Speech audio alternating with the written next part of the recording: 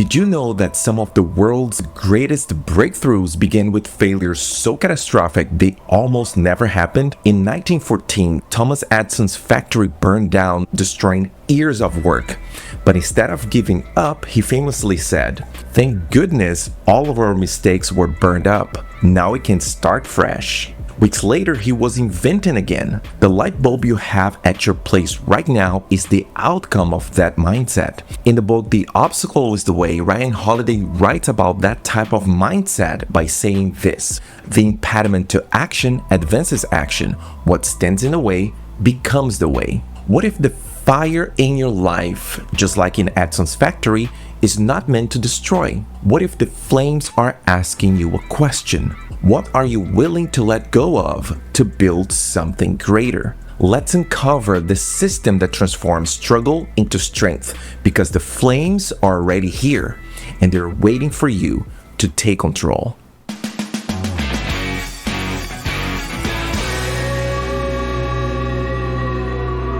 Why does struggle feel like fire?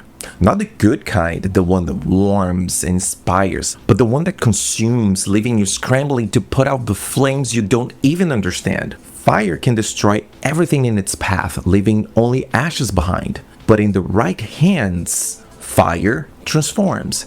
It melts raw material into something useful, something stronger. What if the adversity mindset works the same way? Could it be that feeling burned by struggles isn't the adversity itself, but how we've learned to see it?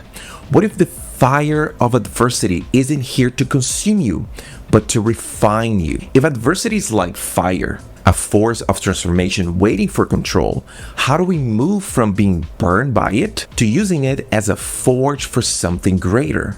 The answer might be in understanding its layer. Let's say any problem has 3 layers: perception, process, and projection. Let's start with perception, because everything begins with framing what's in front of you. Is adversity something that happens to you, a thief that steals your peace, or it's something that happens for you, a sculpture carving out the person you're becoming? Ask yourself, when you bump into hardship, what's the lens you use without even thinking? Do you see it as unfair, as punishment? Opportunities often come to our lives disguised as pain. That's why the world has never known a strong person with an easy past. That reframes struggle into an upward spiral. The more you struggle, the faster you grow. The faster you grow, the less you struggle. When you see struggle that way, the problem is no longer the problem. The problem becomes how you see the problem. But perception is just the beginning. Your problems won't go away just because you're seeing adversity differently. The next critical step is to figure out what to do with that perception. That is the process, the second layer of adversity. Think about the word responsibility. It means responsibility. The ability to choose your response. This means your behavior should be guided by your decisions, not conditions. Why?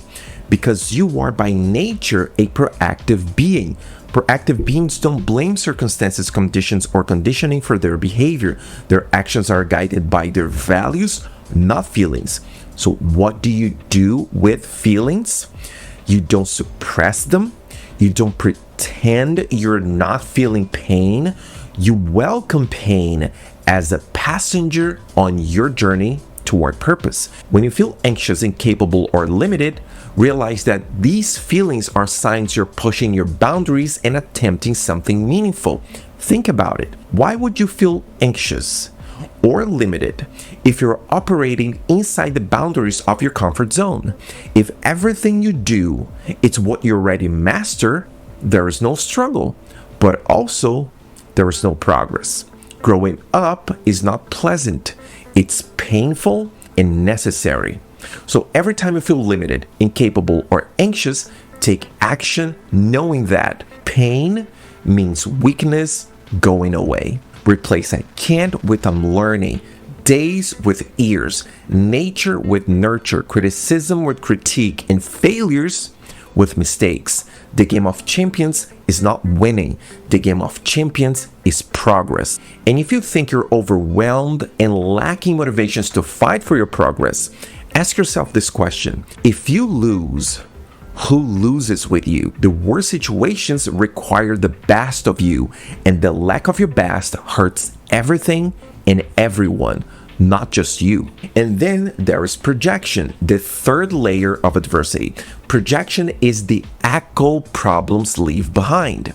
It's that feeling that something has changed in you as a consequence of the struggle you faced. Every challenge, every setback, every heartbreak carries the potential to shape your future self. What future self? Look, dreams make demands. When you have a dream, you create a future and ideal version of yourself in your mind. That ideal version of yourself looks back at you from that future and judges you with the eyes of Medusa.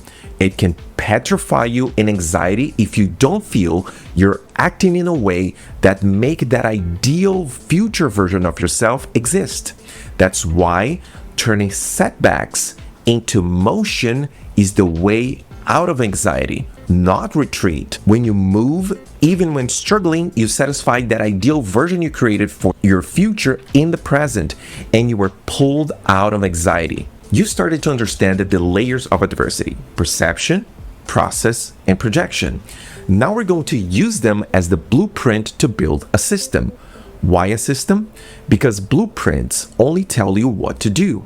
They give you clarity, but they don't tell you how to do it. That only a system can provide. To walk through the fires of struggle, you need an adversity system. This is the step we go from understanding to knowing, because you don't know the things you don't do, you only understand them. So let's take perception, process, and projection as the blueprint for facing adversity and building your adversity system. The first step is to codify your perception. So here's your first task to build your adversity system. Answer this question. What is the one thing I can ask myself the moment adversity strikes? What could you say to yourself that would snap you out of that spiral and back into focus? Maybe it's something simple like, what's the one thing I can learn from this? Or maybe, how can this make me better? This will be your go-to question. Keep it short, something you can remember. The goal here is not to ignore the pain or pretend things are fine. It's to find that first foothold of clarity. The go-to question is like lighting a match in the dark. It's small, but it changes everything. The second step to building your adversity system is to define your process. Most of us have a default reaction when feeling overwhelmed by struggles or feeling in danger. That default reaction is outlined by John Assaraf in the book Inner Size as the 4 F's: fight, flight, freeze, or faint. But the key to mastery is creating a new default, one that moves you forward even an inch. When you feel overwhelmed, take 6 deep breaths, in through your nose and out through your mouth. This will break the limbic system circuitry that's signaling your amygdala to use one of the 4 F's as the quick response to danger. Breathing activates the neocortex, the thinking brain. So here's your second task to build your adversity system. After taking the 6 deep breaths during an overwhelming situation, ask yourself, what's the smallest action possible I can take right now? The goal here is not to solve the problem, it's to find the weakest spot you can attack. The point here is to create momentum. Even the smallest action keeps you moving, and motion, even tiny motion, it's what turns chaos into progress. Now, the third step to building your adversity system is projection. How do we make sure the effort you put into the challenge doesn't disappear? How do you make sure every struggle leaves you stronger for the next one? This is your third task to build your adversity system. Let's say you just came out of a difficult situation. The dust has settled and you're ready to move on. But before you do, take a moment to ask yourself, what skill did the struggle give me? Maybe you learned how to set boundaries. Maybe you discovered you're more resourceful than you thought you were. Whatever it is, keep it with you. This is your takeaway, your oxygen for the next wildfire. And here's a simple way to measure how projection is helping you grow through adversity. Let's say a child comes to you with a childish problem. You solve it in seconds, right? Why? because that is not a problem for you. If it was up to you, that problem would even exist at all. After the child goes away happy with your solution, you might even laugh how silly that was. So think with me. If a problem adds frustration to you, it's because you are below it. You haven't grown enough yet to tackle it, like the child. But if you can add humor to a problem, it's because you're above it. You have grown enough not only to overcome that challenge, but also to make fun of it. So make growing up the takeaway, the projection of every struggle, because by doing so, that might be the last time you have to face that struggle. Next time, you will just laugh about it. So here's how your adversity system looks. Perception. What's your go-to question for reframing challenges? Write it down, keep it handy. Process. What's the smallest action you can take every time adversity strikes? Practice that until it feels natural. Projection. After the challenge, what's the one skill you will carry forward? Make it a habit to document your lessons. And look, this is not going to be the perfect system overnight. Like everything else that matters in life, this will take time and effort. It will start small. You have to practice it. You have to refine it as you go. But over time, the adversity system will become your default system, part of your standard response. And that's when you will walk through fire like there was nothing there that could burn you. Because actually, there won't be.